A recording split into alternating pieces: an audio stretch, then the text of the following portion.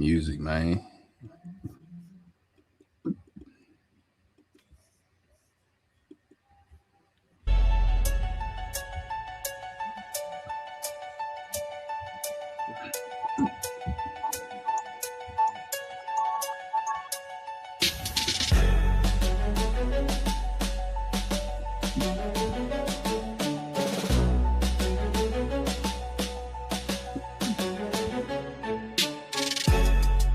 Da da da da da da da da da da da da da da da da da da da.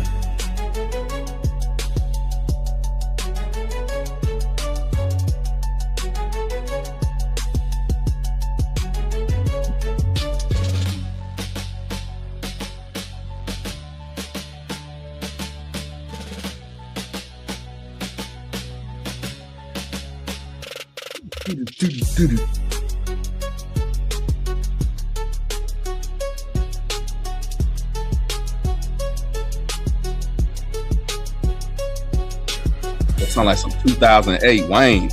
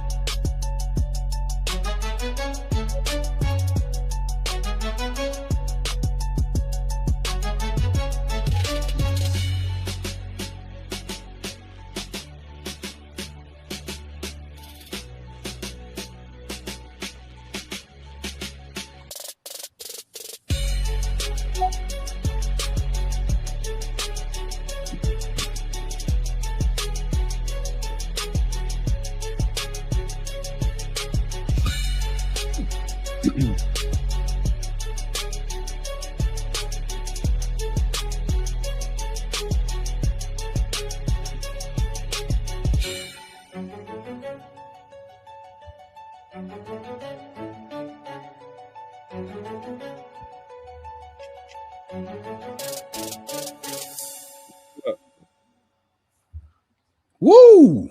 Oh, We are tapped in, baby. What's good, Keith Murphy? what's good, my guy? What it is, man? It's hump day. Yeah, it is. But you know where we at, right? Yeah, the hump day is spinning with us. Hey, you know where we at, dog. We on the upbeat whip on that. Hey, let's go. Let's go. Hold up, man. I can't hear that Up, baby. I can't hear it now. You know what I mean? Hey, man, we all the way turned up, man. I'm telling you. But yeah. How was your week? How your week going so far, Keith? Good. You caught me in a struggle nap earlier. I ain't gonna hold you. I mean, I had to hate you a little bit. But hey, it's been cool. You know, I went to the state championship games last night in Georgia. I'm gonna tell you what's crazy here. Georgia does not care about academics. Okay, I'm not saying they don't care at all. Dang. Guess what time the game started? It's not a laughing matter, people. Guess what time the game started that we went to? What time did the game start? 9:30 p.m. on a Tuesday night. On a school night when they tested. You know what? You hit me up right before the game, and it was like 8:00, and you were on the way to the game, like it was a Friday night, like it was Friday Night Lights. Hey, in Georgia, it's whatever night lights, bro.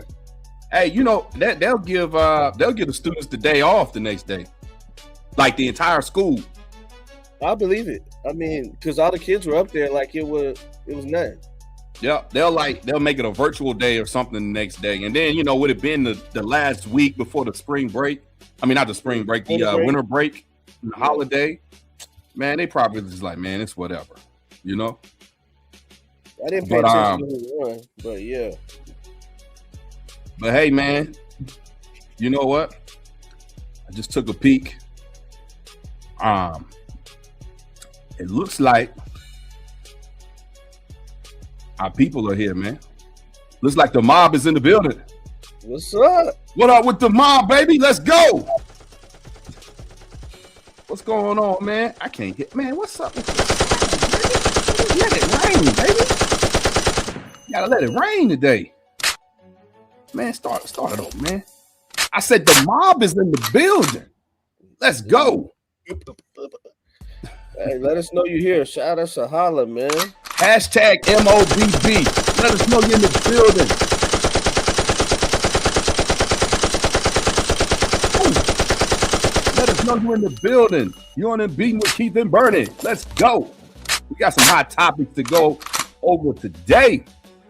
Look, man, I know everybody want to talk about certain things, man, but what we talking about today? We got, Cowboys took a L. You know what I'm saying? It is what it is. Hey, man. Hey. All right. Okay. It is what it is. Cowboys. Look, man. It's been laughing too long. All right. We're not laughing that long at this. But the Cowboys. We have playoff teams to get into, though. We do. We do have. Yes. You're right, Keith. We do have playoff teams to get into. Okay. So we're not gonna stay on this topic too long. I'm gonna go on my little rant, but then but we got other stuff to cover too, man. We got it's the Wild West in the NFC. You got championship contenders in the NFC West. We got some crucial injuries that just happened with Michael Parsons and Patrick Mahomes. And also we're gonna talk about the AFC new powers in the AFC now. Is this Josh Allen's 1 year where he might be able to get it done, or possibly that window's closed? Maybe the talent has caught up with him. The younger guys may have caught up with him. So we're gonna talk about all of that, man. It's a change of the guard. It's a change of the guard for real, man. I don't know. Is it, or is this Josh Allen's chance? We'll see, man. That was an impressive comeback that he made in that Patriots game. I thought they were, it looked like the Patriots were going to win that one, man. They were pretty dominant there, but, it was a comeback. But anyway, all right, man, let's kick it off. Let's kick it off with the let me go ahead and get this out of the way, man. So Cowboys play the Minnesota Vikings on Sunday Night Football. They lost to the Vikings, effectively being eliminated from wild card contention. Mathematically eliminated from wild card contention. They have a 0.5% chance of still making the playoffs, but it won't be through the wild card. The only way that the Cowboys can make the playoffs now is if they win out and the Philadelphia Eagles completely face plant. What's the likelihood of that happening? Either of those things. Me personally, I think they're highly unlikely. To be honest, Cowboys lost to the Vikings 26-34. It was another pathetic performance from the Dallas defense. Another pathetic coaching job from the defensive coordinator. It was just hard to watch, Keith, to be honest, man. I felt like 26 points, even though I wasn't, I'm not absolving Shotty in this, man, because I didn't like the conservative play calling down the stretch to try to set up the kick. I don't like that method of an offense because that method is not effective unless you have a good defense. You don't rely on your kicker unless you got a good defense, because that means your defense is going to get some stops and your defense is going to stop the other team from getting 7. Exactly. So I didn't like that approach, you know what I mean? But 26 points should have beaten the Minnesota Vikings. They haven't been that great all year, You want me to read what you texted me right before the game? Yeah, oh man. Yeah, go ahead, read that. Everyone picking us, we might lose. Bruh, that secondary isn't stopping Jefferson. This might be a shootout. Now, it wasn't Jefferson that got crazy involved, but everybody else. Naylor went crazy. Yep. Addison had a big catch. But it's just clear-cut team is around. Yeah. He's talking about undefeated lifestyle. Thanks for showing up, dog. Oh, thanks for checking in, man. Thanks for checking in, man. You're a part of the mob today. Part of the mob. Make sure to like and subscribe too, man. Lock in with us. But yeah, man. I mean, it was just rough to look at, man, because it's like, look, if you got a defense, they can't get a stop, and I'm just sick of seeing it, man. The scheme doesn't work. What did I always keep? What I always tell you that I like about what Kyle Shanahan is doing this year? What have I been telling you as far as him as a coordinator? I forgot.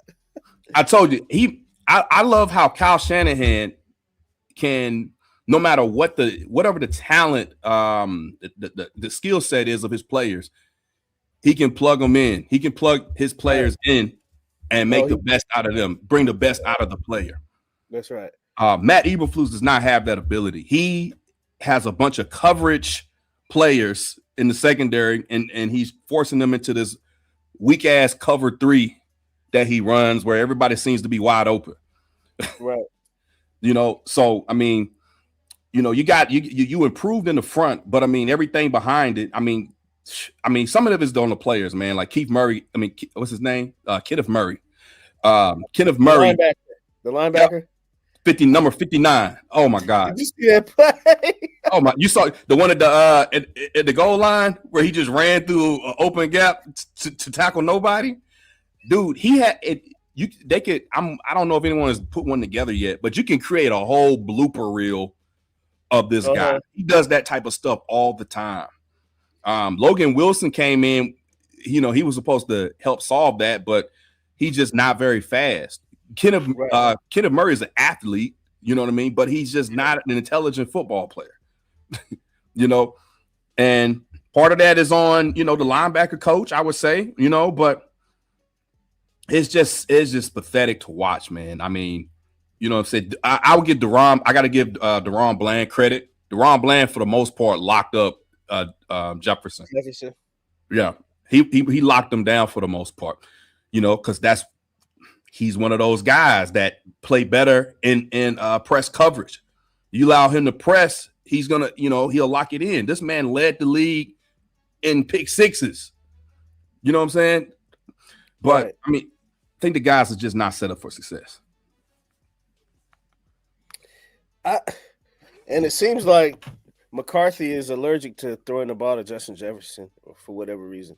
But I will say he played good defense. And to your point, your defensive coordinator is the exact opposite of Shanahan when it comes to it. It's like nobody's going to be in proper position. And sometimes when I'm watching it, like when that guy, because part of watching film is gaining those tendencies, right? Yep. And so when what's his name? Williams, 59? Kenneth Murray. Kenneth Murray. When he's jumping in the wrong holes, I'm like, are they watching film? Like, but now schematically, if you asked me before the game, I would expect O'Connell to out scheme Eberflus. No, absolutely. Because I mean, he's from that tree, right? Yeah, he's a McVay guy. Yep. So McVay, O'Connell, Shanahan, you know what I'm saying? It all runs. Yep, right. Yep. What up, Neat? What up? We got a few Philly fans in here, man. We do. We got a few Philly fans in here, man. We're gonna talk about that. I'm gonna segue from this to that. Don't worry, we're gonna talk about that. But yeah, man, it's I mean, I told you this back when they were 3-5, 3-5-1, man. I predicted them going 8-8-1 for the season. This was before the Quentin Williams trade, before they went on a little 3-game win streak, hype train. Talk about that. As soon as Williams went out, that middle was open as the Red Sea.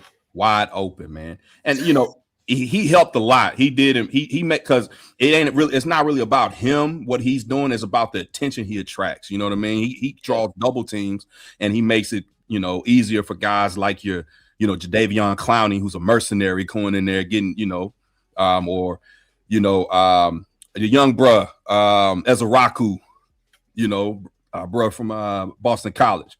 Yes. So, it's he opens things up for other people, and that defensive line did improve, especially stopping the run. But they still weren't getting a lot of pressure. I feel like JJ McCarthy was comfortable, man. And the more comfortable he got, the more confidence he got. Even enough to go in there and do his little gritty into the end zone. Like, this guy has been pretty much the butt of several jokes and memes for the majority of the season, and now he in here in Dallas doing the gritty. So it's just it's just tough to watch, man. But a change has to be had. And I said 8-8-1 because look, if you don't have balance on both sides of the ball, then you're a 50-50 team. So you're going to end up with a 50-50 record. That's what I mean? You're going to have a 500 record. Their record will, it will reflect what this team was. It was a team that had an offense that could hang with anybody, but had a defense that would let anybody score on them. So, but they do have draft picks to address certain things. They do, they will have options in the offseason. Hopefully they fire Eberflus. I hope they don't retain him because I don't think his ways are going to change. But we shall see, man. We shall see. What's that? Wi-Fi said Shanahan needs to figure out how to stop beating himself. How you feel about that, Keith? Well, I feel like if you're talking about the Super Bowl, that's correct. I mean, he's won at every other level. So, right. Yeah, of course, he's not a perfect coach. There's games as a 49ers fan where I'm frustrated in some sequences. But I'll say throughout the course of the game, I am more confident that he's going to figure it out. Well, you know what I always say about Shanahan when it comes to Super Bowls or anything else. What's that nickname I got for him, Keith? Coach runner-up. That's right. Coach runner-up, man. He's always the second best. He has a house. I bet he grew up with a house full of silver medals, man. He just got a bunch of second place trophies. Because he grew up with a Super Bowl winning dad. His dad has first place trophies. I'm talking about him. Oh, yeah. Yeah. We're not talking about Mike. Damn, I like this one. Shanahan is like a masseuse minus the happy ending. Just leaves you hanging, man. Just leaves you with blue ball. Dallas, fire the GM. Yeah, you got to fire the owner. That's not happening. Yeah, it's fire the GM. Nah, he's not firing himself. I will say, man, this is one of Jerry's more impressive seasons in terms of like making decisions for the future. You know what I'm saying? Yeah. I thought it was very well played in how he got out of the Michael Parsons situation. They're still, and then, these are moves mostly for next year. I don't think this was a pleasant surprise that they made the run that they did. And then, to your point last week, Keith, when you really reflect on the run that Dallas made, who did they really beat? They caught Philly when they were, they caught Philly slipping when they were not mentally ingratiated with the game. You know what I mean? And we were down 21 points to them in the first half. I was at that game. It was quiet. We were real quiet. You know what I'm saying? Oh yeah, I remember. I remember you at that game. Yeah, we were in there. Well, we weren't as quiet as Philly was when we came back, but we were in there like it was tough. You know what I'm saying? It was like, man, this can't be happening again. You know what I mean? But that comeback was insane. The energy was crazy. But then, we came back on them, and then we beat Kansas City, who we see what they are now. So when you really break it down, it was a three-game winning streak over the Raiders, who might be the worst team in the NFL, and a struggling Philly team at the time, and the freaking Kansas City Chiefs, who are a shell of themselves. And who's to say Philly's all the way back? They won winners against the Raiders. And now that might have got them back right, but we'll still see how they end these last three games. It was a get-right game that they needed, but they did, yeah. They needed and they got right. They got right. They did. Those games are 4. They did. There were good things you could take away from that game for them. I think they're finally getting Saquon loose a little bit. You know, will that carry over to a better defense? Not sure. The offense. Haven't Carter and Smith been kind of hurt? Carter has been out. Yeah. I mean, well, he was out this past game, and I think he might be out the next game. I'm not sure. One of these Philly fans could probably verify that. But yeah, he's he was out, of that game. They didn't really need him. But it's tough. We got, what do you say? As a Philly fan, I feel like it's great for morale and momentum, but we not back until we beat a team that isn't. Yeah. You mean that is something, right? It is. Right. No, I mean, I think sometimes you need a get right game though, right? You know what I mean? Yeah, I know he was out the last game with that shoulder. Didn't he have a procedure done on it too? Yeah. I know he was out this last game. I don't know if what I was checking to verify was he's going to be out the next game. I don't know if he's going to be how long he's out. You know what I mean? Right. But I don't know. They said the procedure was for the playoff push because you remember you being hype after that game and was talking about how that rookie was kind of bullying Jalen Carter a little bit. Oh, Tyler Booker? Yes. Oh, yes. And so, when he immediately went and got that shoulder surgery, it was like, not discrediting that. You still play what's on the field, right? Right. But, your shoulders have a lot to do with your leverage at that position. I would buy into that, Keith. Yeah. If I didn't see him do the same thing to Chris Jones the next week. That's right. You know what I'm saying? Like a rookie basically pinning up Jalen Carter and Chris Jones in consecutive weeks. That's no small task. Right. You know what I mean? But to your point, though, that could have played a part in Jalen Carter, situation. And Chris Jones is just, he's aging. You know what I mean? He's not quite what he used to be. So, but the last couple of games, he played pretty good for Kansas City. It was everybody else that he did. One thing, because we got Philly fans in here, man. One thing y'all can definitely hang y'all hat on, man. Y'all's defense is legit. You know what I mean? Y'all defense is playing like a Super Bowl defense. You know what I mean? In every phase, they can figure out their offense. They're in play to win it. Their offense. I'm not a Philly fan, man, but I watch them. I have secondhand frustration watching that offense because I'm like, how do you got AJ Brown, you got Devontae Smith, you know what I'm saying? How are you running these plays that are not like we talked about Matt Eberflus not setting, his players up for success? That's right. Yo, that coordinator they got, he's been on that staff, for years. So he knows what Jalen Hurts' strengths are. You know what I mean? Yep. So why are you not playing more into his strengths? Why are you not setting up the run game more? Because that's how they operated. They've operated through the run.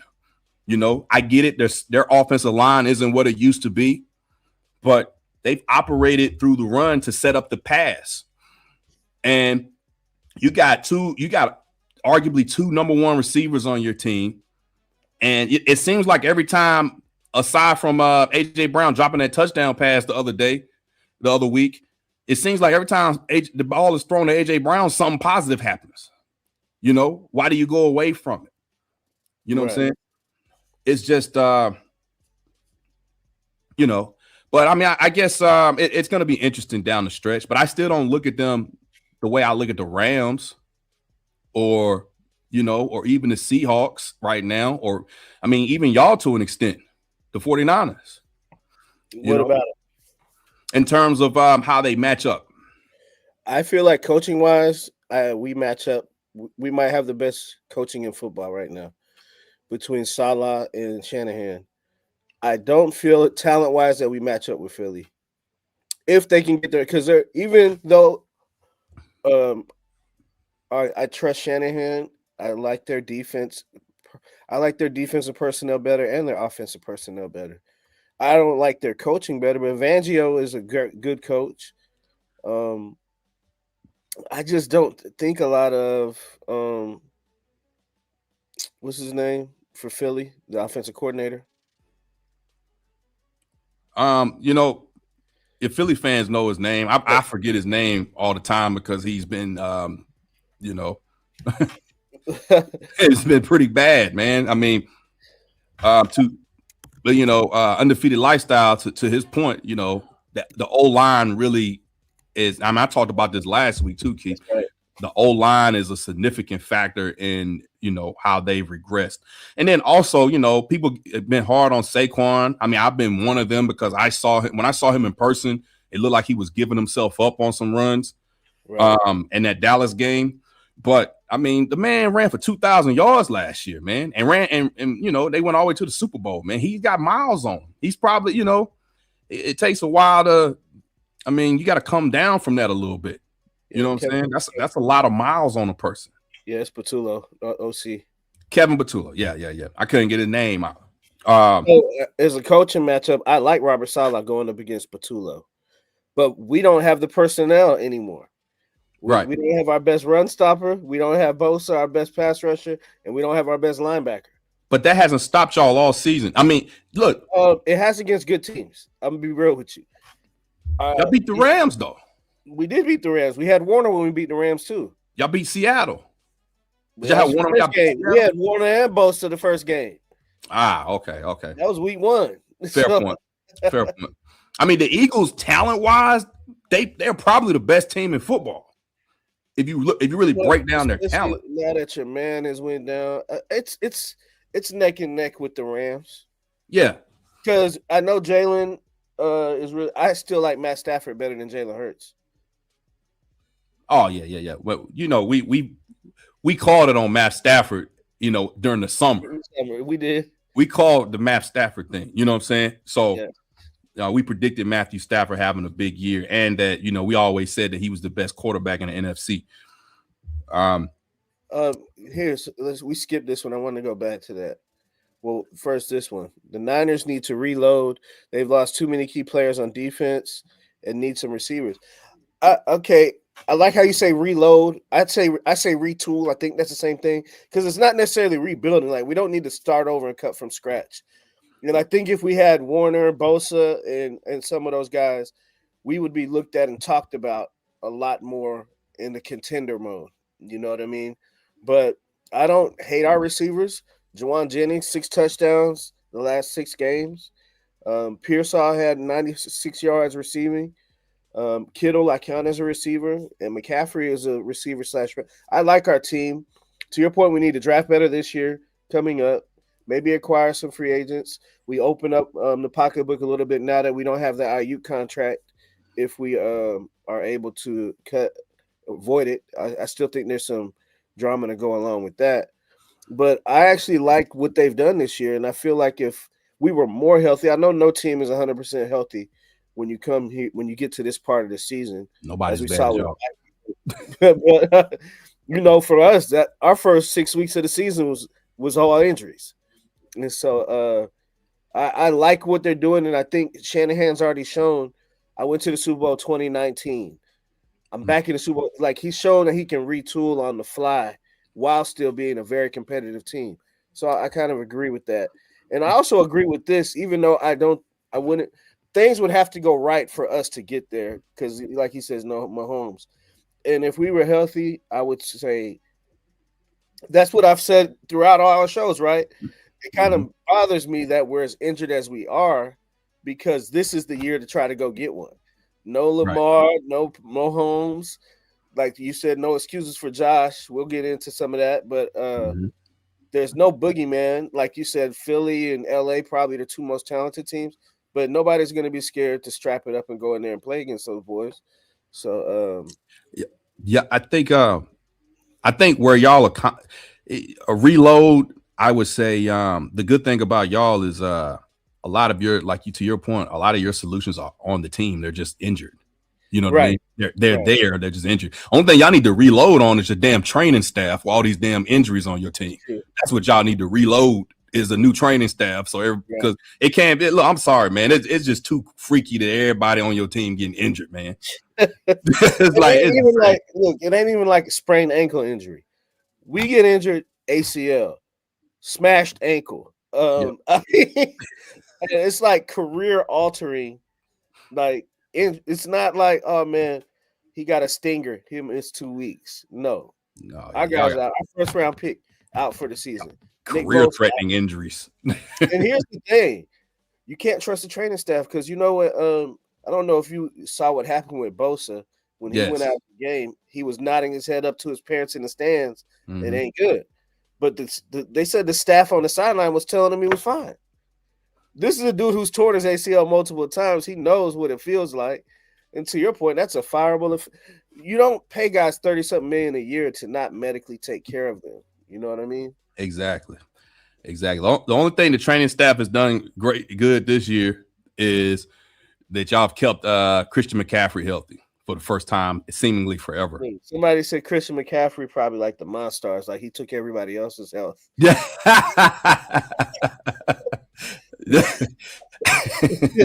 That might, you know what? That's pretty good. Was that Philly is showing absolutely no creativity on offense. I feel like our heads got too big from last season. I feel like y'all have no continuity at the coordinator position on offense, which is, to me, why you'll see year in, year out that Shanahan or McVay or Andy Reid is usually there because they're offensive, regardless of who. And Spags was such a bad defensive coordinator that they will never lose him as a head coach. So I don't know. Maybe it's some of that. I think maybe some of it's chemistry. You mean vice versa? What you mean? Like you said, he was such a bad. You mean he was a bad head coach? Yeah, Spags was such a bad head coach. He'll never get hired anywhere else. Right. And so that helps Kansas City. Right. You guys think Jalen is feeling himself like Russ was in Seattle, and now they're going away from what was working because of his ego? I don't think it's all Jalen. You know what I mean? I think he's getting blamed. I feel like whatchamacallit has a big ego, Brown. But I think they're making it happen. Look, guys don't always like each other and get along. I don't think Jalen is quite as, I don't want to use the term weird, but Russell definitely comes off like standoffish, isolated. Like when you say Marshawn Lynch and Richard Sherman said they have to call his representation to talk to him. That's like, I don't think Jalen Hurts is quite like that. You know what I mean?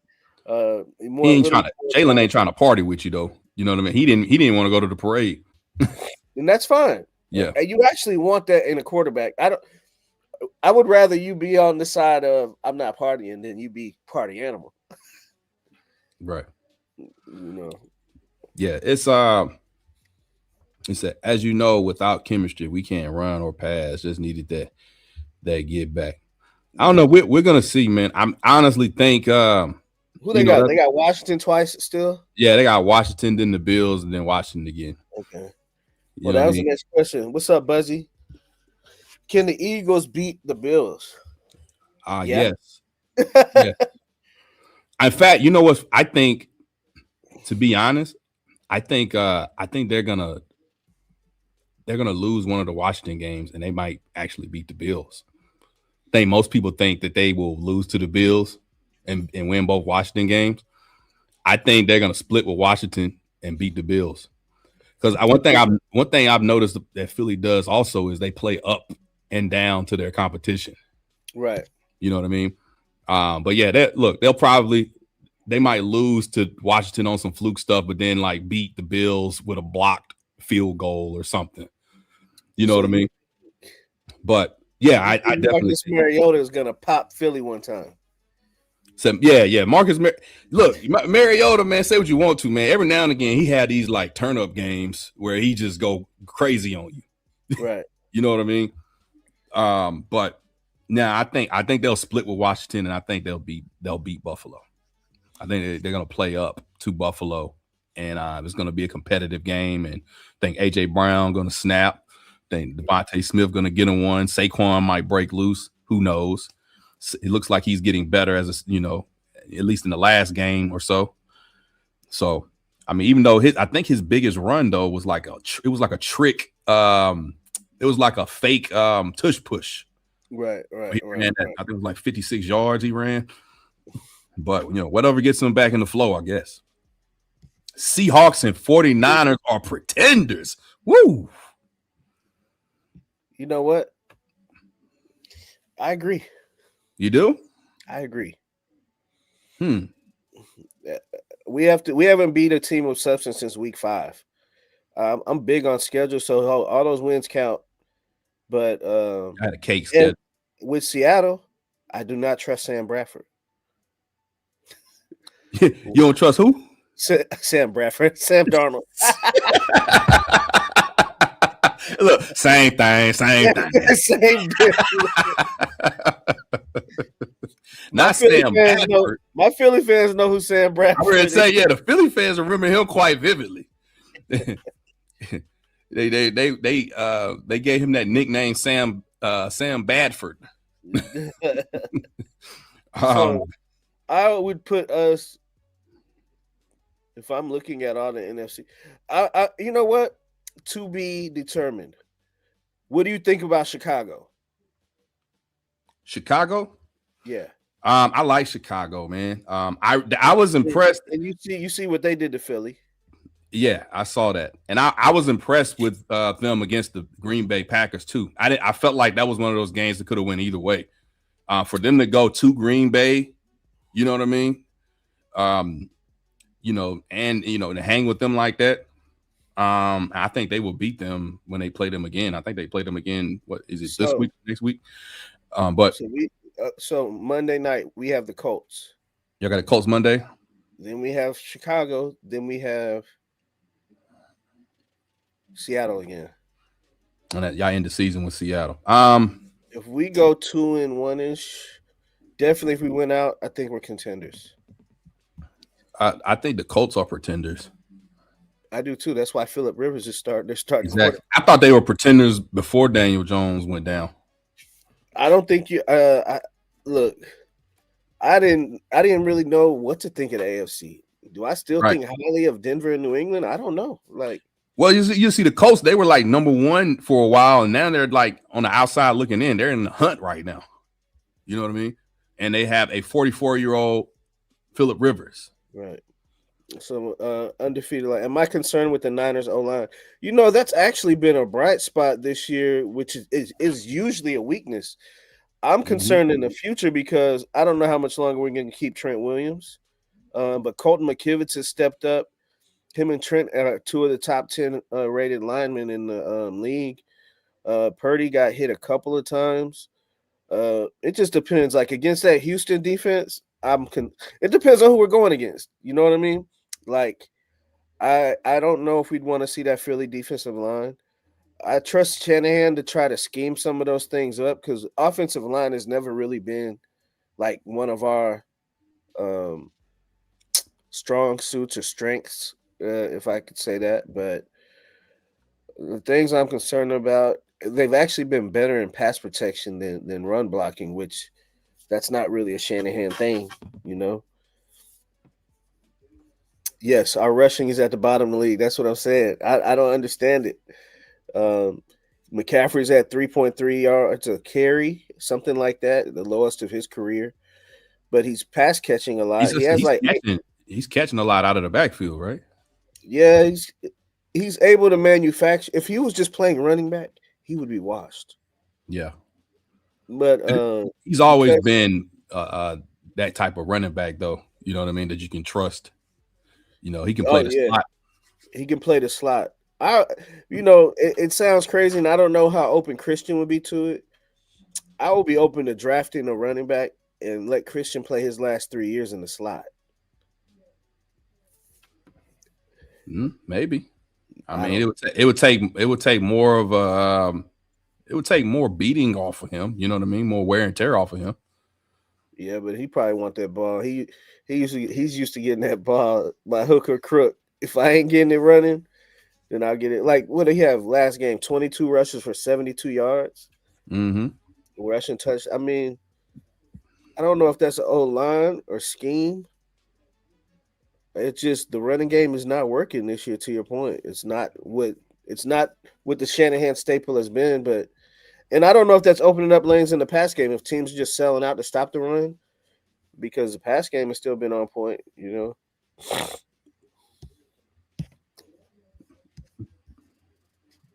Niners and Lions have the worst injuries that are hurting their teams. I mean, yeah. Yeah. Green Bay got Kraft went down, Micah. Micah I don't just know. I guess the Chiefs are out of contention, but it doesn't matter. But I wouldn't like to have my quarterback go down.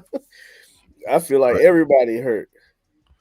Yeah, no, it's bad. Jalen is not feeling himself. I agree. Yeah, I don't think that's the issue. He was close. He was he was close.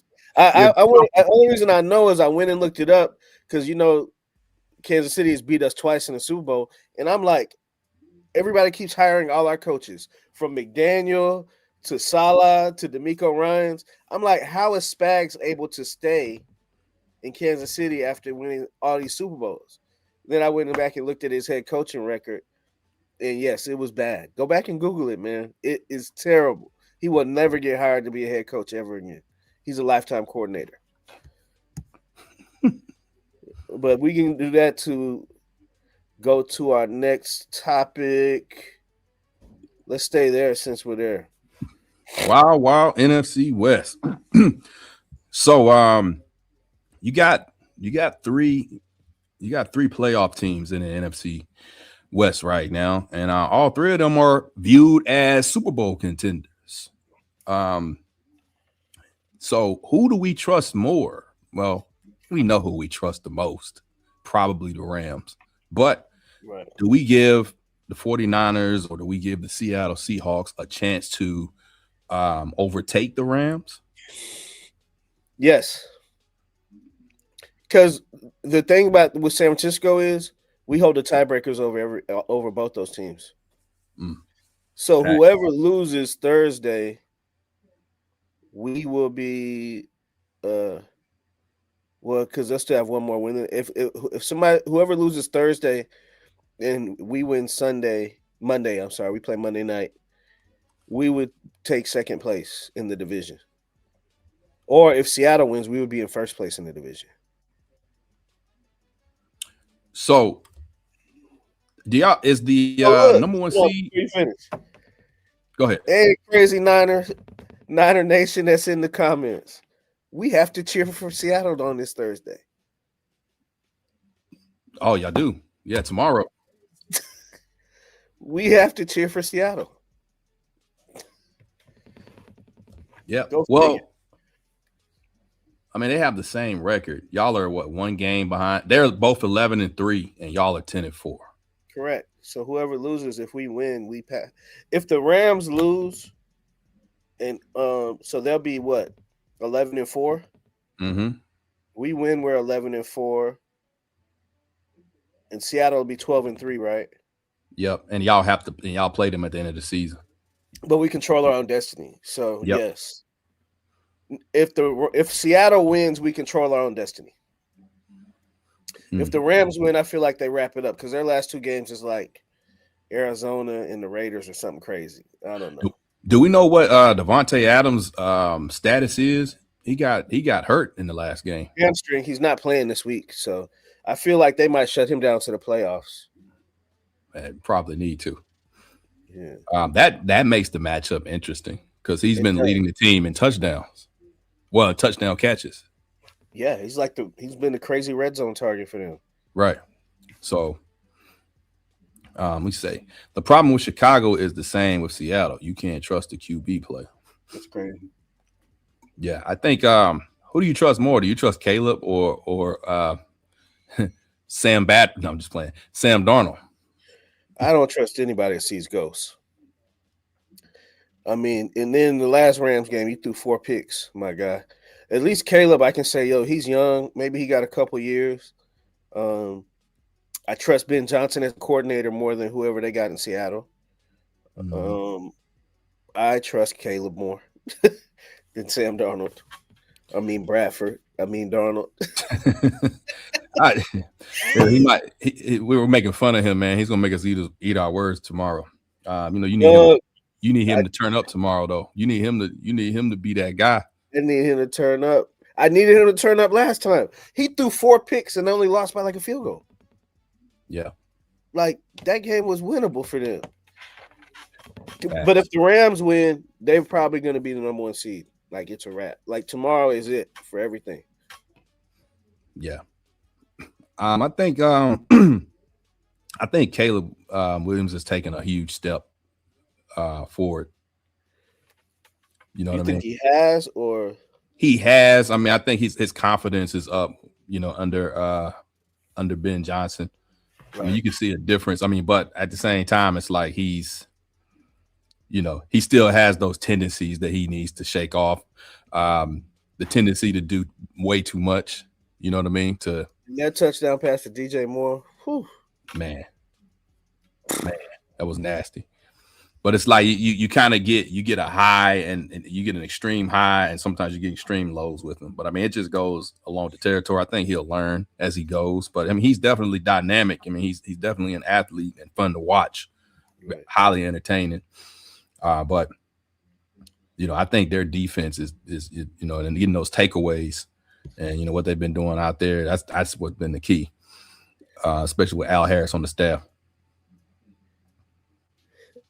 What's that? Hey, I agree. But look, we can't. Okay, so you gonna cheer for the Rams, or are you just gonna watch the game and be like, okay, whatever happens, happens? I'm trying to at least do what's in the best interest for Niner game. Although I see them as pretenders, I still see a path for the 49ers getting to the Super Bowl. The NFC is wide open. I agree with that wholeheartedly. He thinks Denver or the Patriots are Super Bowl champs this year. I think y'all are capable of beating anybody, really. I think to your point earlier, what it boils down to is, can y'all match these teams talent for talent at the end of the day? It becomes down to who has the you know, the best players, you know, available. You know what I mean? Can y'all stay with those teams? But I think you guys have a different temperament this year. I mean, I love like how it seems like a true next man up mentality with the Niners this year. I agree. So, you know, they display a level of toughness to where you feel like that, you know, feel like y'all can beat anybody. I feel like they feel like they can beat anybody, man. You know, especially when y'all have my boy, who? Mac Jones. I still think Mac Jones is better than Brock Purdy, but man, what do I know? I'm a Cowboys fan. I saw some of why he's not. Yeah. I think he runs the off. Put it like this: he doesn't make any plays happen above the X's and O's like Brock does. I do think he plays on time a little better. But you think that's a continuity thing? Like Brock Purdy's been playing with Shanahan and his system a lot longer. I mean, he's pretty much been made by Shanahan's system. He's tailor-made, you know, by Shanahan's system. That's been his career. Mac came from a different system and came to learn, you know, Shanahan. You think if you had Mac Jones starting for a couple of years, do you think he would be able to adjust the way Brock Purdy has? No, I don't think he's athletic enough, but I do think his arm is stronger. Mm-hmm. And I do think he plays on time, maybe a little better. Like the ball seems to come out a little quicker. You know what I mean? Like there are things he does better than Brock. And to your point, I think it's personal preference. He beat the Rams, not Brock. Right. Now, Brock did beat Seattle, you know, but, you know, that's a scenario you get on the Rams. You got to get on their ass early. Like we jumped up on them 14-0 before the game even started. And they were playing catch up the rest of the game. Now they did catch up, and so that is a thing, you know. Mm-hmm. But to your point, I want to know how Devontae. And what do you think, man? You think that that the hamstring injury can linger throughout the rest of the year? Hamstrings and calves definitely linger, just from experience. But I mean, I think they should definitely rest him. They have talent on that team, man. They can rest him. I think Puka Nacua, you know, we know him. He's dynamic, of course. You know, they got some other guys out there too. They developed a two-headed monster in the run game with Kyron Williams and Corum. You know, so you know they kind of got like a 1-2 punch. Not as good as Detroit's 1-2 punch, but you know it's kind of you know reminds you of that. But yeah, I think they can survive without him and for a couple of games and letting him rest that. It's not something you want to press. They might play him. He might be on a snap count. Right. Maybe they won't have him running a lot of routes. Maybe they'll just save him for the goal line. Right. The goal line plays or the red zone plays. So he's not, having to get up and down the field as much. That's really where the hamstring gets you, is when your takeoff and your sprint. But no, I think they're set up to where they can last a little while without him. I agree. What do you think about? Let's go ahead and segue to the next subject, since we're talking injuries, right? Right. Crucial injuries between Mahomes and Parsons. Yeah. I saw somebody asked me which one did I think will have the most long-term effect on their team. The short term, the obvious answer is Micah Parsons, because the Chiefs were out of the playoffs anyway. Right. You know what I mean? So they weren't going anywhere this season anyway. But long term, I don't know. It's hard to say. It's really like it sucks, man. You know what I mean? That you got, because you were looking forward to the competition the Green Bay was going to present. They don't have anybody as fast. Rashawn Gary's good, but he's nowhere near as fast as Micah. You see Gary chasing down the quarterback in the backfield. It doesn't look the way it does with Micah. No quarterback is getting away from Micah. You know what I mean? Lamar in his prime. Exactly. You know what I mean? It's like nobody's getting away from him. So they're not going to have that speedy pressure that they had before. But I think it's going to be crucial. I think it's a downer for Green Bay, especially with them still having to play Chicago again, and they're still fighting for the division. But what do you think? I think so. Let's segue to what you were talking about, RG3. What are your thoughts on both of these players sitting all of next year? Like, I'll tap in on that. I think you're seeing it be more of an 8-month injury, 9-month injury than a full year and a half than what we grew up with 15, 20 years ago, And I don't know to the extent of the tear, what needs to be repaired, like all that. To your point that playing an explosive position is a lot different than playing quarterback. So I don't think there's a chance that Mahomes is going to try to sit out next year. I don't think Micah should sit out the full year because it's December, but I would say Thanksgiving. Okay. Just for context, for everybody, what Keith's referring to, the RG3 made a comment, posted a comment rather, suggesting that based on his own experience, what he went through in Washington, he said that if he had to give them any advice, he would tell both of them to sit the entire season, sit the entire next season out, use the entire next season to heal. So that's basically what we're talking about now. It's like, what would be the timetable for that? And to what you were referring to, Keith, from what you and I talked about earlier offline. Mahomes, I don't think it'll be, because I know you pointed out that, technology is different than what it was. What was that, 15 years ago when he got that RG3 got hurt? Medical technology is way different. People are recovering from these injuries a lot faster. I just think that even if you come back within 7 to 8 months, I think Mahomes will be okay, because he's not like he scrambles, but that's not the main part of his game. But with Micah, with his entire game being predicated on his speed and burst, and then fighting through linemen at the same time, it's like, do you really want to risk him having a lingering injury for the entire season because he's being rushed back? Would it be more beneficial for him to sit out a season? It's just, but at the same time, the money issue comes up. He just got paid a lot of money. So, the ownership, they're going to, I know they're publicly owned, the Green Bay Packers are, but, there'll be pressure to get him back out there because of all the money he was paid. But I don't know. It was interesting, man. See, what does the mob think? Say, I can see Mahomes doing a comeback like Burrow did a few years ago and playing with a knee brace till he feels comfortable. It makes sense to me. I don't see Mahomes sitting out a full season. That is not going to happen. Now, and I don't think he needs to. I think like out of the two of them, I would say Micah more so. Right. I personally don't think either one of them should sit out a full season, but I can understand someone saying Micah should, is what I'm saying. I would say NFC Championship or Super Bowl, sit out the next year. Right. Once you get in the mid to late January, another month from now, go ahead and wrap that up. Right. Exactly. But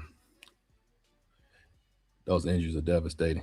He already had surgery the very next day. I thought they were scheduling in January. You sure about that? No, he did. He did. I got a notification about it. It was on Monday. Mm-hmm. I think they already did the surgery. Oh, I see it. It says Chiefs get called out over Patrick Mahomes' surgery choice. So there's controversy around what him getting it done that fast or what? Yes, I'll read it. After suffering, one NFL commentator is taking the Kansas City Chiefs to task for the handling of the Mahomes ACL LCL repair. So yeah, both. He tore his LCL and his ACL.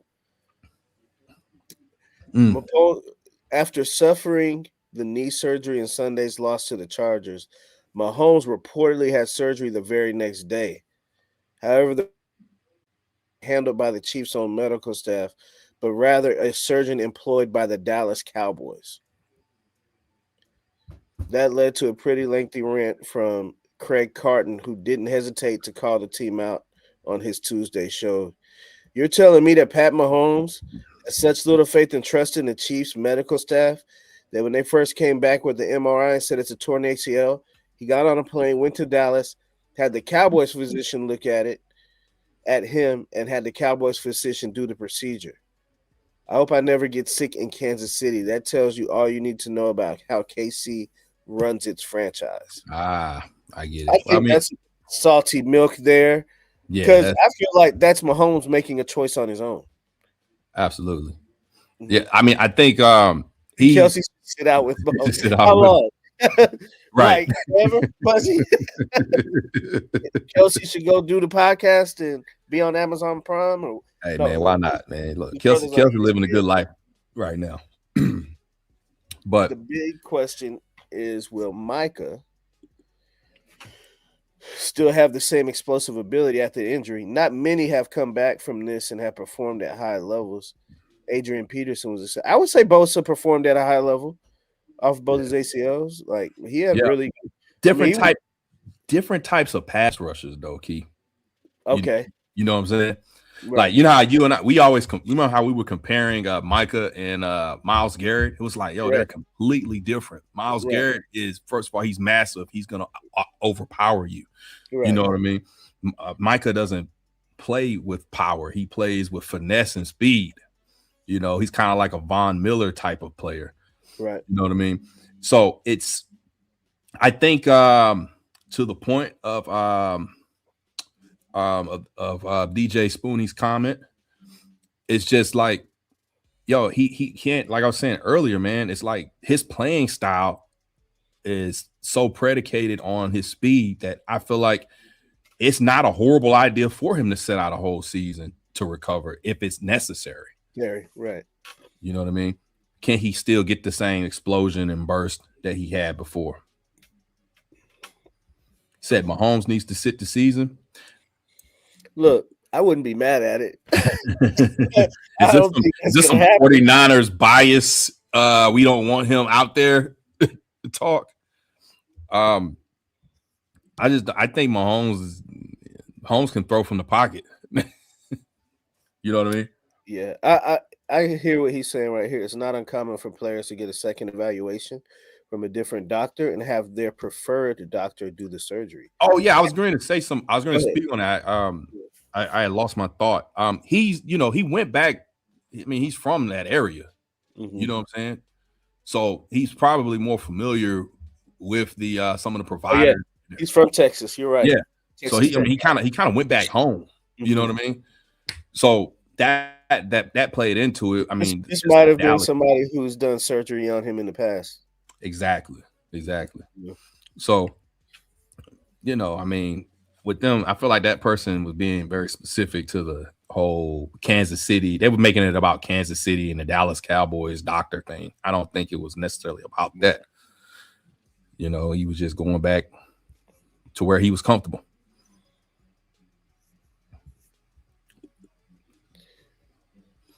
Reggie White was the best at finessing. I mean, Reggie White was power too. He was both. He was both. On the injuries, or we want to stick there? I think we're good on the injuries. I saw somebody say something about the Steelers. He said 23 consecutive home wins. 23 consecutive home game wins on Monday Night Football. Who freaking cares? Nah. I'm just joking. I mean, look, man, I don't root against the Steelers. I don't have an issue with the Steelers. I know I'm supposed to, because the Cowboys' ancient rivalry that precedes my age. But yeah, I mean, that's cool, that's fun. But is it gonna save Mike Tomlin's job? That's that. I mean, ask yourself that question. Mike Tomlin needs playoff wins. Right. None of this other stuff matters. You know what I mean? The Steelers need to get past the first round of the playoffs. Do I think they will get past the first round of the playoffs? Let's break down the AFC landscape, because I don't foresee right now the Ravens getting in. Do you think the Ravens are gonna overtake the Steelers? No, I don't either. So let's see how it breaks down. So who would they need to? The Steelers, they will be a division winner, so they would be like probably the 4th seed. But who's in the playoffs with them? The Patriots, the Bills. You got the Jags and the Texans, and then in the AFC West, you got the Broncos and the Chargers. So, out of all those teams that I just named, who do you think the Steelers would beat in the first round?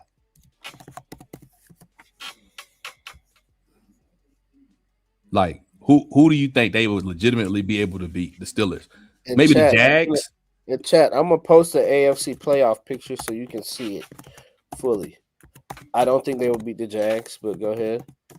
Well, when you really break it down, who do you favor the Steelers against in the field, in the AFC playoff field? That's where we get to with that. Great win Monday against the hapless Miami Dolphins. Somebody said nobody. Wi-Fi said nobody. In my Keith, what's the singer's name? Nobody. Keith Sweat. In my Keith Sweat voice. So I mean, I think we're getting a lot. Look, we're getting a lot of. Buzzy said the Ravens beating the Steelers. Did he? I don't know about that right now. Ravens. Did you just enter the studio again? What is this? Oh my God! I'm confused. I'm seeing double. What the hell was that? I'm confused. But so you think the Steelers beating the Lions? No. Hold on, let me get a Steelers fan's opinion. Steelers can match up with any of the teams in the AFC if you really look at it. They probably won't be favored, but they can match up. So when you say they can match up, are we talking like on paper? Because on paper, I mean, y'all should have like the best defense in the NFL. You know what I mean? Y'all got like some certified Hall of Famers on your defense, but they're playing like they're already in the Hall of Fame. Like they're not still in the NFL.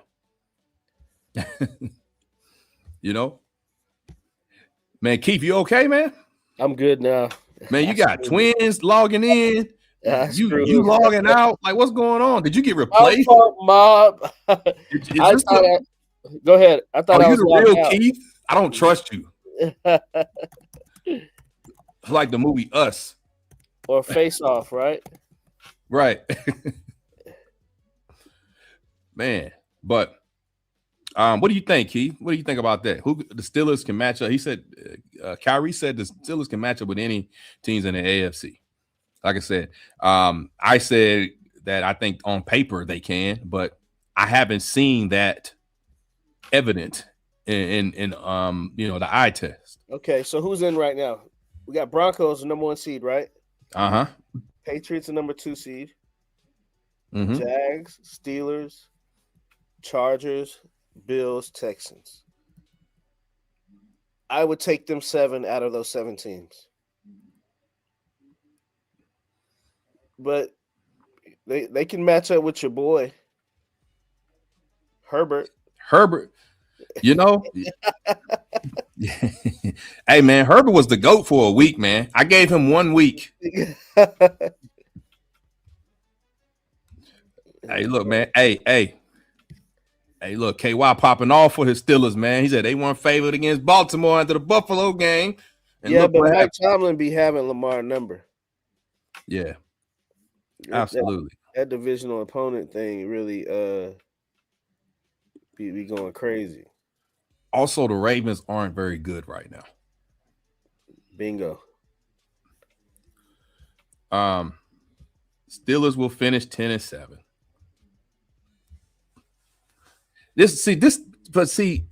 You're Kyrie, you're running away from the bigger point here. It doesn't matter what the record is when they finish. It's about when they finish in the playoffs. You know what I mean? Well, okay. As a Steelers fan, do you like Mike Tomlin still being your coach, or at what point is it time to reset? We talked about him the firing chance a couple of weeks ago on the show, and I think we agreed that, man, it's at some point. I mean, he has to do what's best. It might be best for him, right, to part ways. You know what I mean? I'm a fan of Mike Tomlin. I want him to succeed. You know what I mean? Mm-hmm. But it's like at some point you got to ask yourself, like, man, do I still want to be here doing this? Who you telling? But who do they replace him with? And that's always the thing. You're gonna go get Mike McCarthy, who is from Pittsburgh? No. Who pretty much has like an identical resume almost to Mike Tomlin. Minus the quarterback play. That's where Mike Tomlin has the edge. Mike Tomlin, he hasn't had. You mean McCarthy? Huh? You mean McCarthy has an edge? No, I mean Mike Tomlin has an edge as a coach because he, out of the two of them, who had the better quarterbacks? Mike McCarthy. Exactly. Mike McCarthy had Aaron Rodgers, and he had Dak Prescott playing at an elite level. Mike Tomlin had Big Ben, and then who did he have after that? It's time to reset if he doesn't make changes and run a new style offense. Yeah, the offense, his selection of offensive coordinator has always been. I like they trolling like hell. Oh, hell. Oh, God, no. Man, you better pray that family is smart. Steelers fan, the owners of the Steelers, man, they like to have their coaches there forever. So they want somebody that's gonna be there for the long haul, I guess. But God, no. Yeah, he got fired out of Las Vegas for a reason. Just like he got fired from Philly. Philly fans, y'all remember when y'all had Chip Kelly? Do y'all remember that fast pace 3-and-out offense? Yeah. He was 49er head coach for a year. Oh, was he? Yeah, that's right. He was. I remember that. Did he run that offense with y'all too? Yes. He had DeMarco Murray running from sideline to sideline like he was Barry Sanders. Like, what? Did you watch any of DeMarco Murray's film? It was crazy. Like, yeah, that's a stain on Philly's resume there. But not to go off on that tangent, but the Steelers can beat the Chargers or I don't know about Houston in the wild card. What are you saying? Due to it being in Pittsburgh. If they were on the road, it would be different. Oh man, dog. Houston is probably the team that you don't want to play. Yeah, you don't want no parts of that. My God, that defense is something crazy special. Yeah, and then their offense is, CJ Stroud is playing with more confidence. They're starting to, find themselves. They're on a hot streak right now. So yeah, that's a team you want to avoid in the first round if you can. Chargers, I think the Steelers can beat the Chargers. Right. And especially in Pittsburgh. I give the Steelers a chance with that. You know what I mean? They have the better quarterback. They should have the better defense on paper, but I think Chargers might have the edge in the defense. Offensively, man, if you get DK Metcalf open, y'all are explosive, man. Kenneth Gainwell has been good for your running attack. He's revitalized his career. So, yeah, I think y'all could beat the Chargers. I'm not saying y'all can't beat teams. It's just the product we see on the field, what we've been seeing out of the Steelers all season, it doesn't look like a team that can compete with these AFC teams that are at the top of the conference. That's all I'm saying. Yeah, Buzzy says the Ravens got cheated against the Steelers. Not just that touchdown. That was some BS. It was. But the Rodgers catch, that was an interception. And the Ravens beat the Bengals. Yeah, they did. They smoked the Bengals. Shut them out. Beat the Bengals. Herbert is distracted. He's too busy piping down Madison Bear. Let me look up this Madison Bear. Hey, man. They try to say the same thing about Josh Allen. Oh, with old girl, she pregnant now. I mean, congratulations. Yeah, he did the right thing.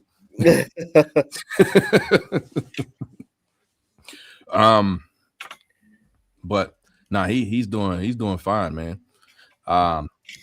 Justin Herbert, we give Justin Herbert a hard time on this show. The fight going on in the comments. My man says, "Stop it, Buzzy." Rodgers caught it. Oh man, we got two we got two mob bosses going head to head. Hey man, y'all, shout outs to the mob, man. Hey, make sure if you got anybody locking in, man, if you haven't already, make sure you like and subscribe, turn on your notifications so you know when we popping up. You never know when we pop up. We try to be here every Wednesday, but sometimes we on different days. So hit that notification button. That way you know when it's time for us to go. You know what I mean? So make sure y'all lock in. We definitely appreciate y'all. And hey, shout outs to the mob. Nowadays. As y'all know, we hit the 700 mark last week, and we're almost at 800, man. So keep the momentum going, man. And shout outs to all those 760 whatever people that were watching us live across all the platforms last week, man. That was insane, But hey, just want to show love. But back to the topic at hand.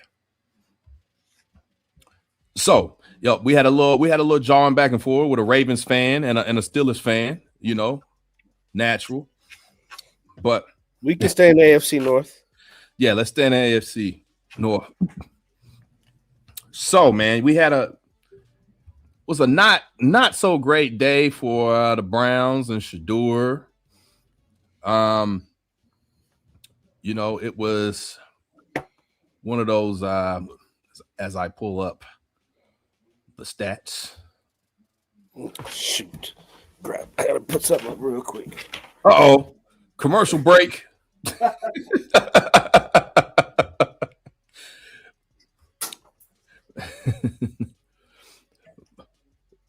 But yeah, no, it was a tough day. It was a tough day for Shador. We've been supporting him on the show. We've been a part of the whole movement of getting him, the starting role. But I mean, like I said, he had a rough day. And we're just trying to see, man, who do y'all think? So Keith, let me ask you first, man, who do you think is more responsible for what's going on or what happened in that last game? Do you put that more on Shador's performance, or do you feel like that was the Stefanski thing, or do you think it was a little combination of both? I think Stefanski needs to get fired. I don't say he's purposely sabotaging Shador, but even when I've been through quarterback injuries as a Niner fan, right? Mm-hmm. Every practice, even as a third string, Brock got 2 or 3 reps with the starters as a third string. So when Trey Lance was starting at the beginning of the year, he got the starter reps. Backup reps went to Jimmy G, and then Purdy got those reps, and then so on and so forth. Once Lance got hurt, he get backup reps. For him to be your backup once you trade Joe Flacco and he gets no reps with the starters, I think is egregious. You know what I mean? And they said something like he had the wrong wristband, or they did. I don't know. It sounded like some Cleveland Brown shit, whatever it was. And so at this point, I'm looking at who's running the operation.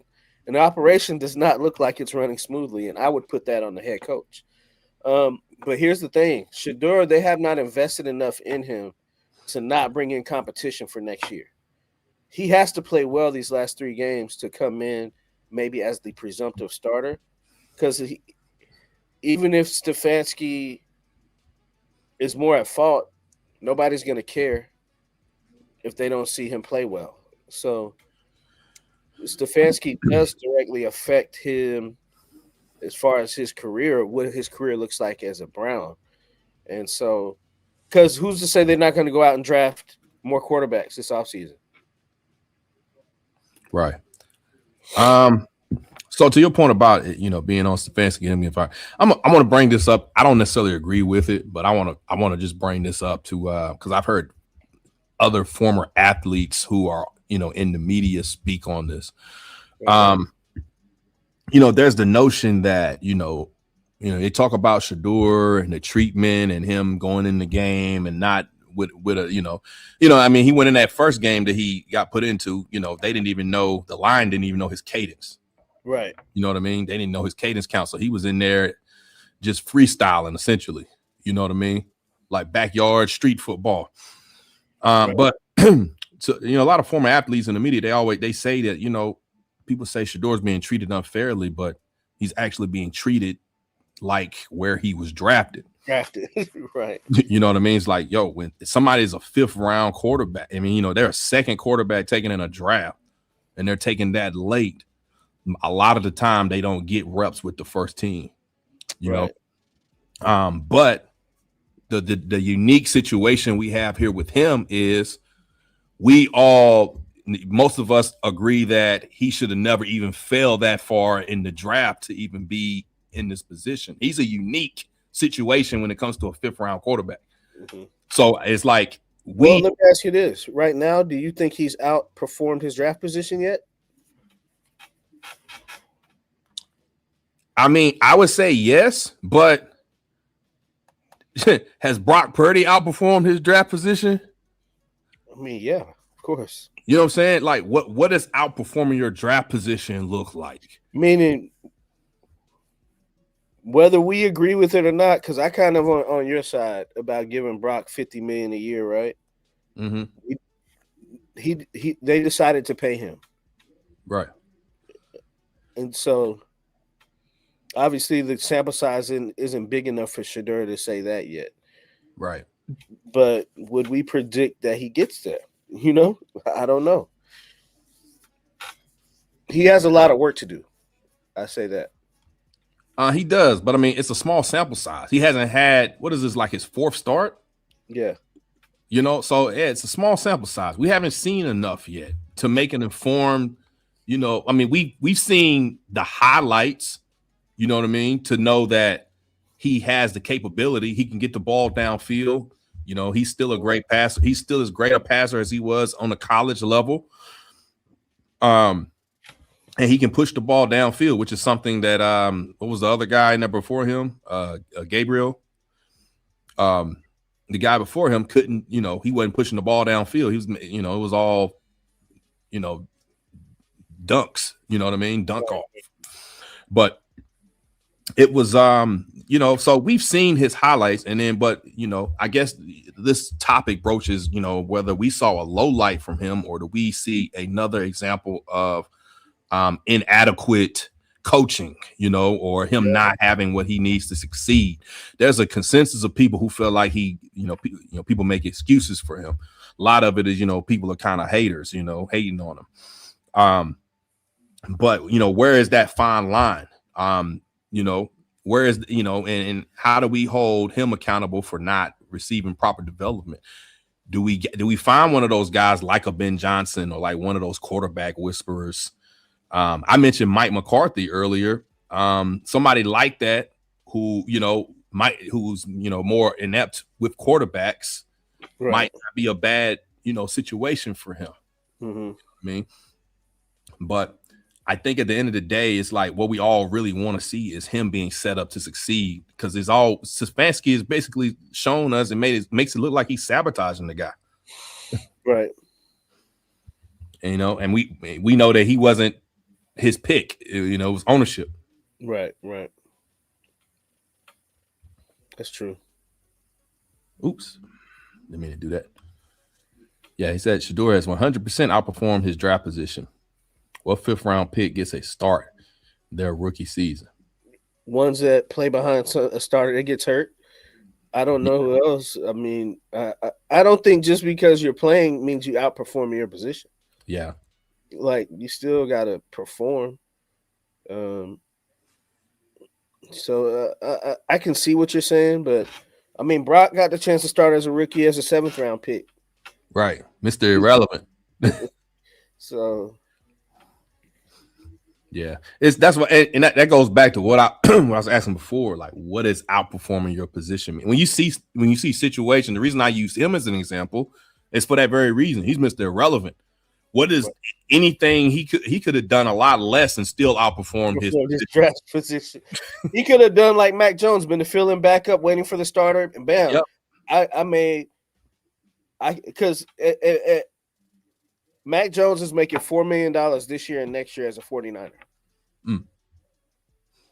He will triple or quadruple that money after next year. Somebody's going to pay him $15-20 million. You agree? No, absolutely. To be like a stopgap or whatever. Mm-hmm. I look at what Justin Fields got. Mac Jones played better than him. Yep. You think Kevin O'Connell might not want to have Mac Jones right now? Kevin O'Connell? Yeah. No, he would love to have Mac Jones. It's what your man say, Mac Jones. Did you hear what he said in one of the press conferences? Who? Mac. Who? Mac Jones. Who? Mac Jones. I'm messing with you. Nah, what did he say? He said it was the first time since he had been at Alabama.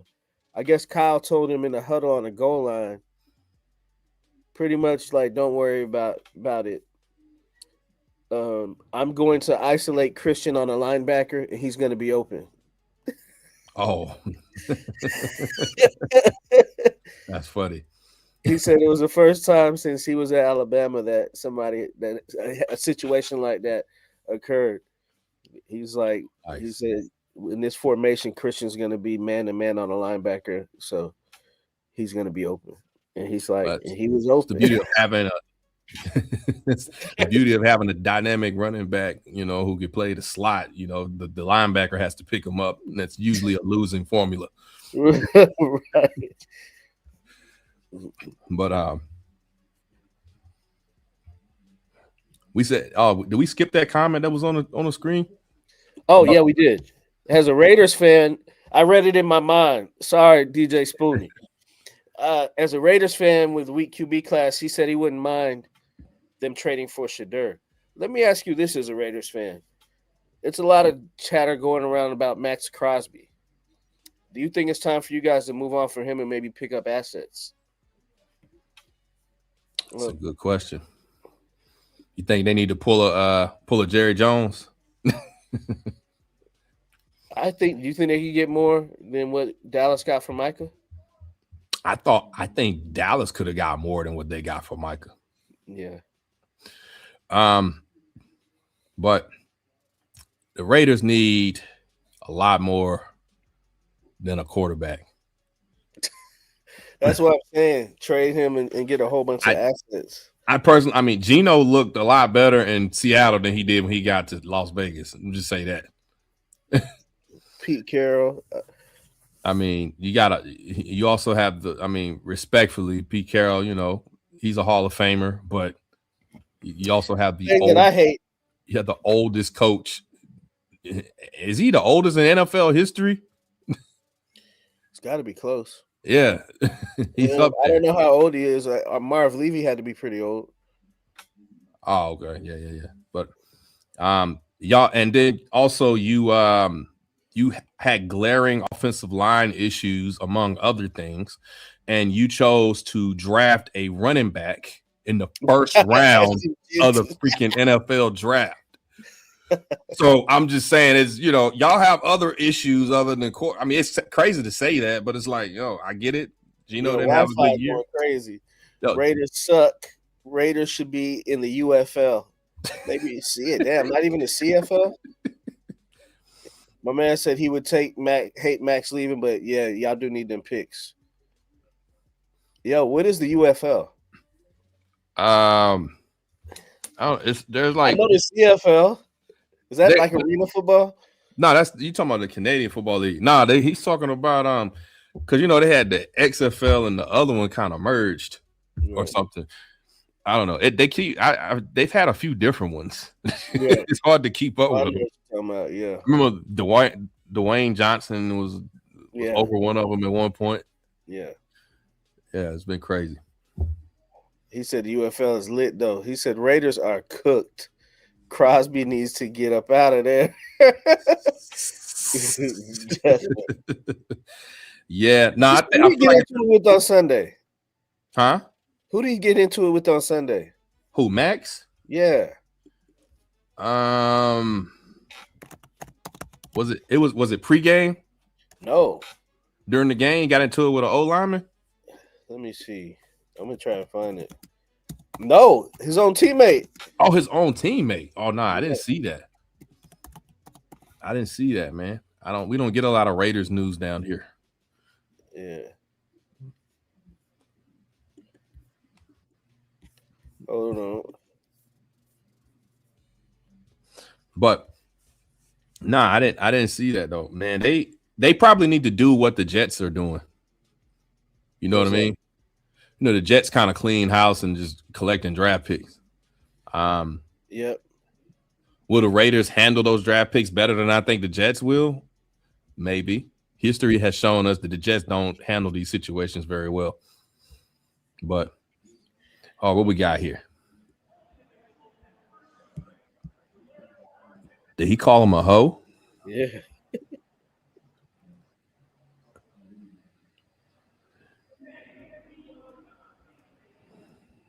Man, it's tired of losing.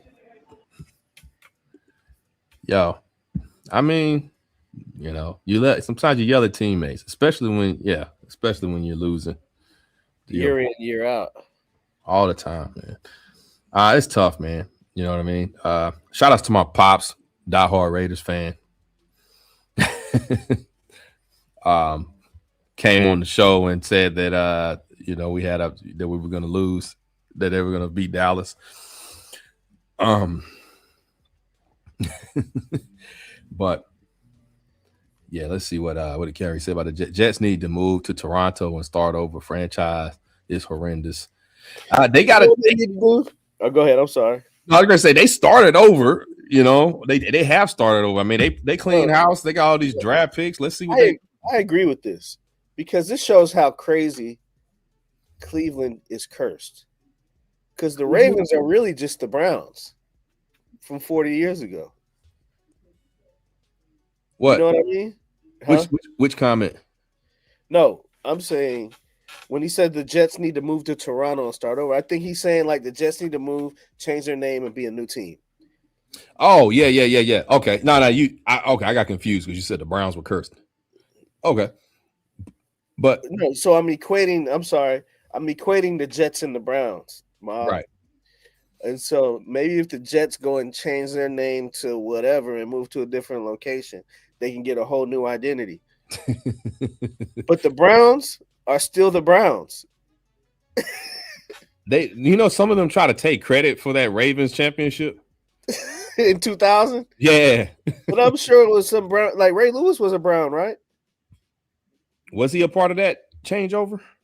I'm pretty sure he was. I think he had like a Kevin Durant situation. Yeah, with, the Supersonic Thunder.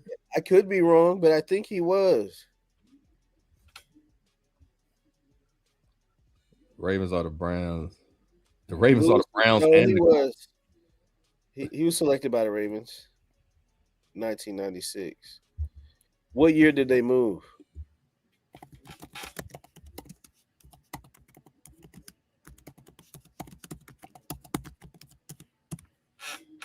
Okay, so he did get drafted after. Yes, he got drafted in 96. They left in 95. But I'm sure there was a couple of Browns left. You know what I mean? I'm sure there's a couple of Browns players left on that 2000 team. Oh, yeah. Thanks for this other fact check, Carrie, about the UFL. You were asking us questions earlier. Yeah. About the UFL. Yeah. So about the XFL, the merger.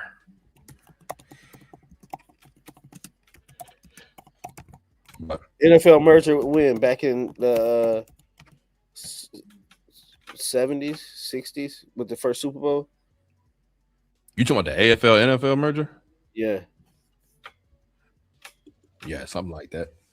I don't know. You taking me down. You got me over here a history lesson right quick. You know what I'm saying? Yeah. These years aren't engraved in my skull at the moment. I see what you're saying. The Browns' only Super Bowl win is the 2000 Ravens season. You're right. They try to claim it. Yep.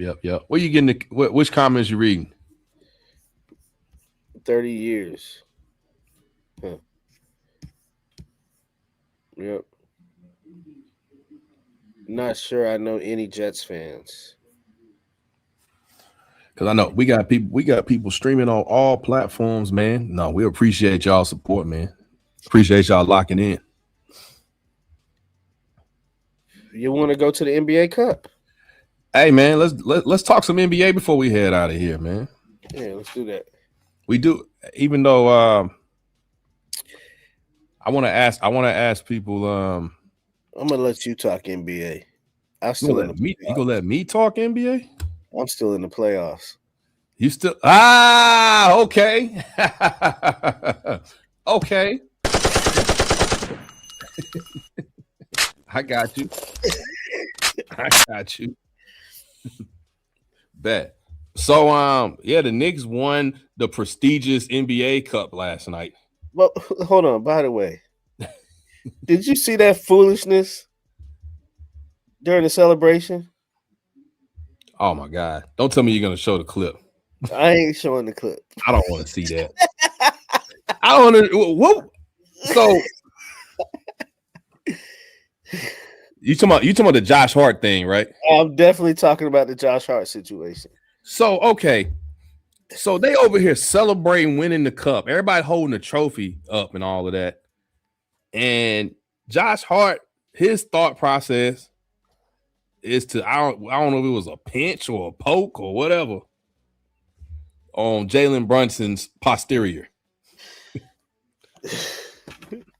I like what I don't know what Josh Hart is a clown. Straight up.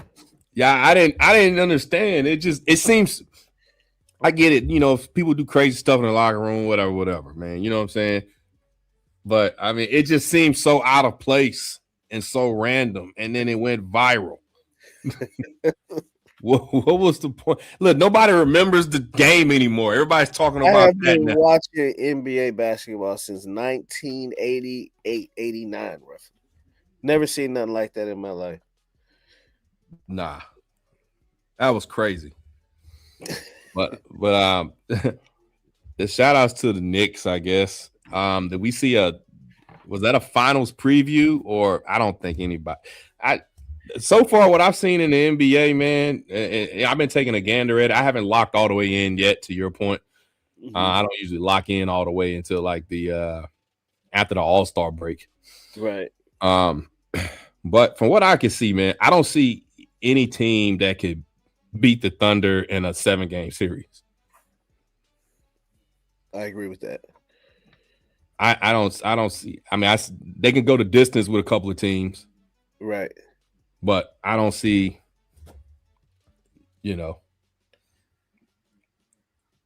don't see any realistic chance. Josh Hart doing his best. Oh man, no Diddy. Man, what? I stopped watching. When you mean they hooked up, or when they stopped playing? When they hooked up, maybe when they hooked up, maybe he's talking about when Shaq got he stopped when Shaq got traded, or when Shaq left the Magic. Is that what he mean? Yeah. Clarify what you mean. Yeah, because when they hooked up, Shaq was already there when Kobe got drafted. They came the same year. Shaq came as a free agent the same year Kobe got drafted. Agent, and then Kobe got drafted to the Charlotte Hornets, and then was traded. Jerry West pulled off a heist.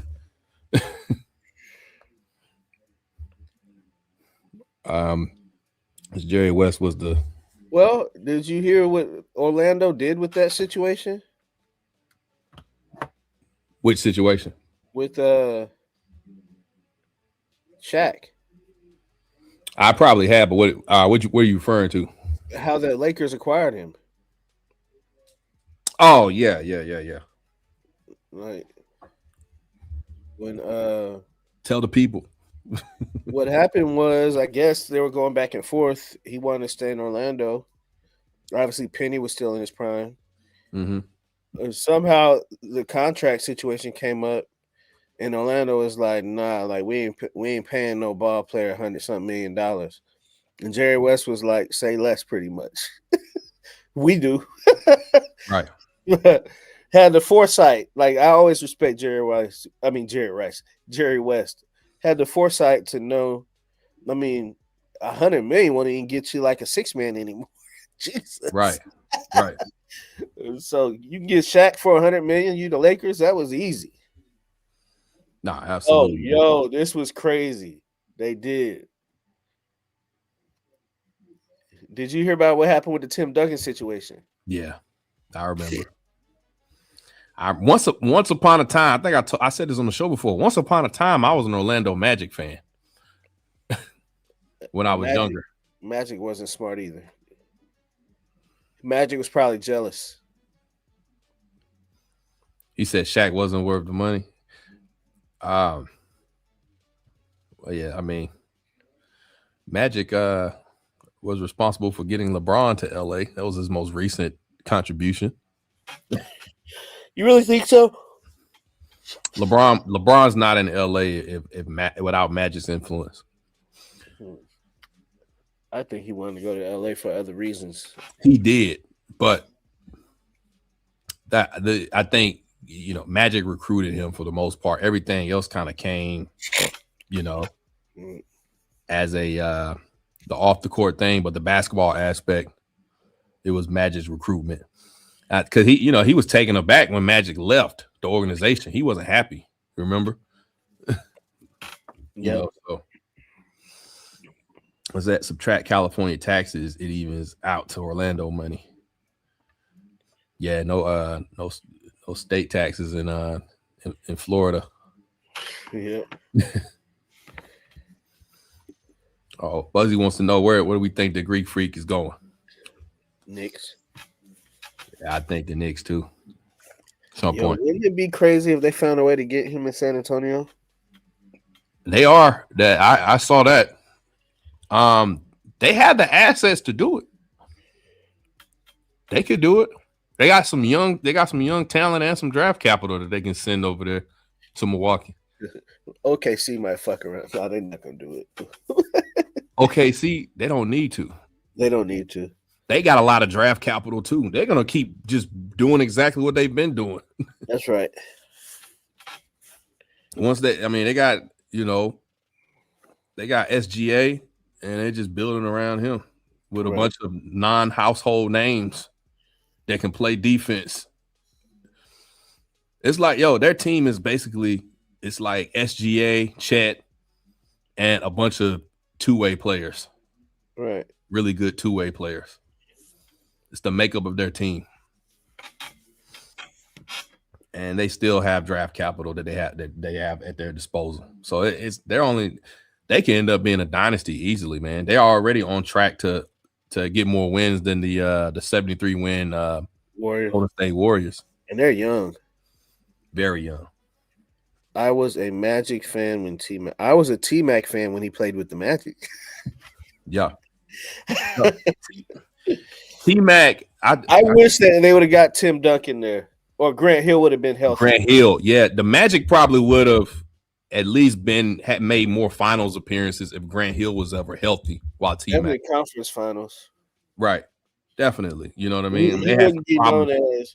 I always feel like his is circumstantial that he never made it out of the first round. I just don't. He was a great player to me. Like Grant Hill not being available to help him, like, contributed into his injuries, man. He was carrying that franchise on his back, literally. He had back problems. That's why I say that. Right. Man, anybody who remembers T-Mac was like, man, he was like a 6'8" Kobe.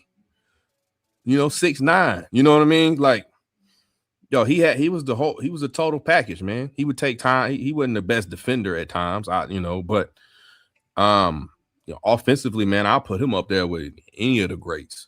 You know what I mean? Sure. But I might, what stands out to me was, when they played the Pistons that year, the Pistons won the championship and they played them in the first round and what were they up 3-1? Yeah, they were up 3-1 and he was already. Who was their coach? Huh? Who was their coach? That was who was coaching them that year? That was Doc Rivers. No. Yeah. Doc Rivers was coaching Magic. Yeah. Mm-hmm. Yeah, who was coaching Detroit? Was it Larry Brown? Larry Brown, right? Yeah. Okay, I thought so. But yeah, that was Doc Rivers, man. Yeah, but I mean, you remember T-Mac was talking to the press and to a reporter, and he was already talking about the next round. Yeah, 3-1, and it became bulletin board material. Couldn't get it done. Man, what else you got, man? That's it right now, man. The CFP in full effect this weekend. Yes, college football playoff. We'll come back with stuff with that. Yeah. We trying to lock in. We got a holiday next week. You know what I'm saying? Christmas. Man, are we gonna jump in on Tuesday? Y'all want to lock in with us on Tuesday? What's up? Yeah, what y'all want to do? You traveling on Tuesday, Key? I ain't going to travel till after Christmas. Okay, man. Let's come back on Tuesday, man. Hey, thanks to the mob. Oh, man. Y'all are always appreciated. Shout outs to the mob. Always pulling up. It's totally great. Niner game. Yo, man, my Miami Hurricanes. The Cowboys fan. Look, What's the laughter for? I don't understand what's funny. Hey, man, I'm turning that off. I'm sorry I had to turn it off. But look, yo, man, look, we're going with my Hurricanes, man. Look, they gotta, it's time to put up or shut up. You know what I'm saying? We gotta take care of business with Texas A&M. I think that's a little later though, right? What's this weekend? I be getting these Friday night is Bama. Oh yeah, it's Bama, man. What happened to my I lost my phone. Oh, it fell. Yeah, I'm looking at dates, man. I don't know about y'all, man, but I get lost on my calendar all the time. I be thinking it's one weekend and it's it's really the weekend before or the day before. Just staying too busy, man. That's what it is, man. That's all it is.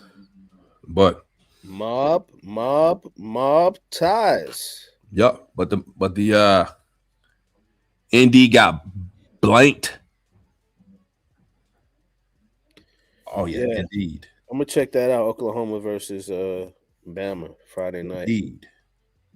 For sure. Hey, thank y'all for locking in with us. Another Wednesday. Out of here.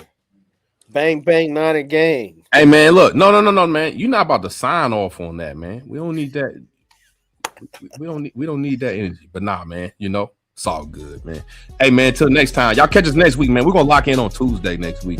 So y'all jump in with us. Make sure y'all like and subscribe to the page. Thank y'all for joining us as always. All the mob members and the people who are new to the mob, welcome. We appreciate you. And make sure you turn your notifications on. We're gonna come back on a special day Tuesday for the holiday, man. And we're gonna come back and talk about the CFP, talk about some of these matchups. So I'm looking forward to it, Keith. It's always good to lock in with you, brother. Definitely, man. Pleasure.